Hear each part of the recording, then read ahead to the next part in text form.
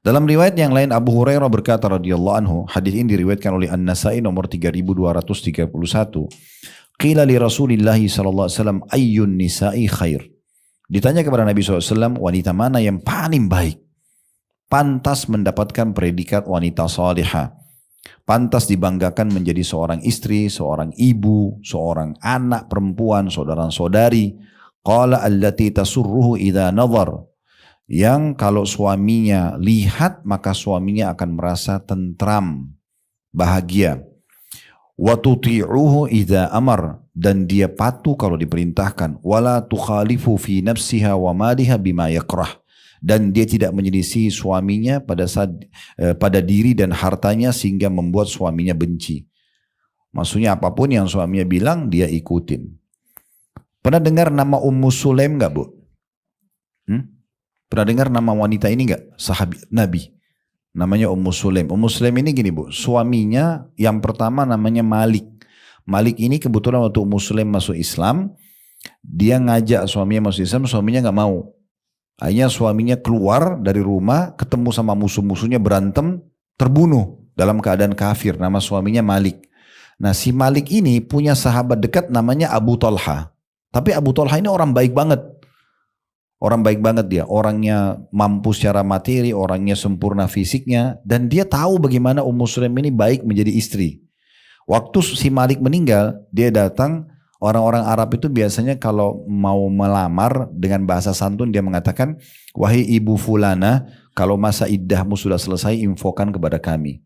Maksudnya nanti setelah selesai masa iddah kami akan melamar gitu ya. Maka melamarlah Abu Talha. Lalu kata Ummu Sulaim, wahai Abu Talha, laki-laki seperti kamu gak ada yang nolak. Gitu kan? Fisik, harta, jabat, kedudukan, semua bagus gitu. Cuman kamu kafir. Saya muslimah. Dan tidak boleh dalam hukum Islam wanita muslimah menikah sama laki-laki kafir.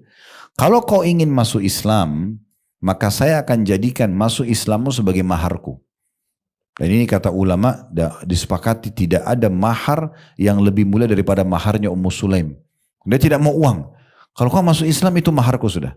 Abu Talha bilang baik saya mau. Dia pergi ke Nabi masuk Islam. Subhanallah terjadi pernikahan.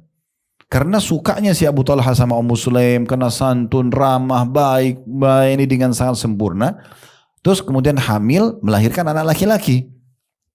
Maka Abu Talha sangat bangga dan gembira sekali. Tapi qadarullah pada saat itu anak ini waktu lahir sakit keras. Ya. Menjelang maghrib, Abu Talha ini jaga terus si anak itu, si bayi ini kena sakit keras. Dia bilang sama Ummu Sulaim istrinya, saya akan pergi ke masjid sholat, maghrib isya, nanti habis isya saya pulang.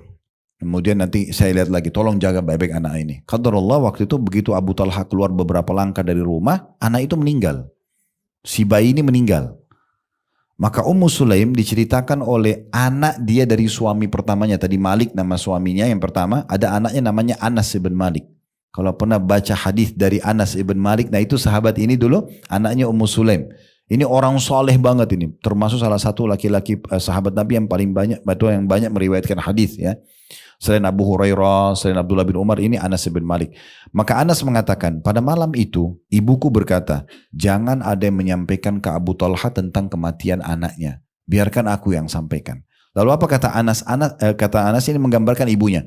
Malam itu ibuku dandan belum pernah secantik itu sebelumnya. Masak-masakan belum pernah seenak itu sebelumnya. Anaknya mati loh ini Bu. Biasanya kan perempuan terbawa perasaan ya. Tapi lihat bagaimana wanita soleh itu luar biasa. Sudah beda gitu.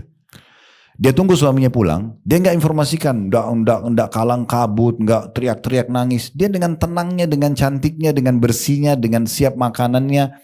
Lalu dia sambut Abu Talha, diajak ke meja makan, makan sampai kenyang, habis makan, interaksi biologis.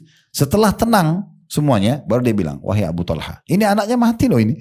Ya, biasanya orang sudah panik, dia mengatakan, wahai Abu Talha, saya mau tanya, kalau seandainya ada seseorang meminjamkan benda pada kita, kemudian pemiliknya minta, apa kita kembalikan?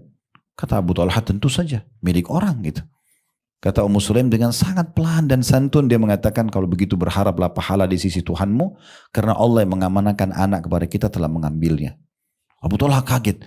Hai Ummu Sulaim, engkau membiarkan aku makan sampai kenyang, aku menikmati tubuhmu biologis lalu kau baru sampaikan ini? Ummu Sulaim diam saja. Maka Karena santunnya, maka Abu Talha mengatakan, kalau gitu coba kita lapor ke Nabi SAW kejadian ini. Bagaimana? Mungkin ada sesuatu yang Nabi mau sampaikan gitu.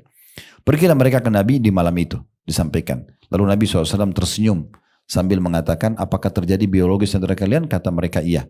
Kata Nabi SAW, semoga Allah berkahi.